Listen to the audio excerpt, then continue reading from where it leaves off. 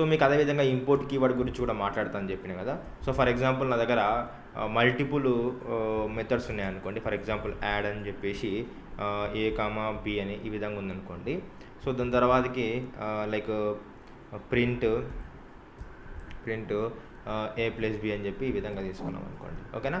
So same multiple methods నా దగ్గర ఉన్నాయనుకోండి. ఫర్ ఎగ్జాంపుల్ యాడ్ ఉంది, ఇంకోటి సబ్స్ట్రాక్ట్ ఉంది. ఓకేనా. సో ఇది రీయూజ్ ఎట్లా అవుతుంది అంటే ఇంపోర్ట్ ద్వారా అవుతుంది అని చెప్పిన మీకు థియరీలో. సో అదే చూపిస్తున్నాను ఇక్కడ. ఓకేనా. సో ఈ విధంగా ఇచ్చిన అనమాట. ఇప్పుడు ఈ 2 మెథడ్స్ అనేది నేను వేరే దానికి యాక్సెస్ చేసుకోవాలి. సింపుల్గా ఏం చేస్తా అంటే కొత్త ఫైల్ క్రియేట్ చేసుకుంటాను.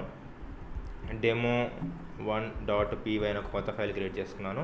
కొత్త ఫైల్ క్రియేట్ చేసుకున్నాను కాబట్టి ఈ 2 మెథడ్స్ అనేది యువతలకి ఇంపోర్ట్ చేసుకోవాలి. అప్పుడు నేను ఏం చేస్తాను అంటే సింపుల్గా ఇంపోర్ట్ ఫంక్షన్స్ అని చెప్పి తీసుకుంటా. ఇంపోర్ట్ ఫంక్షన్స్ అంటే ఏంటంటే నా యొక్క ఈ ఫైల్ నేమ్ అనమాట. ఓకేనా. నా యొక్క ఫైల్ నేమ్ ఇంపోర్ట్ ఫంక్షన్స్ నాకు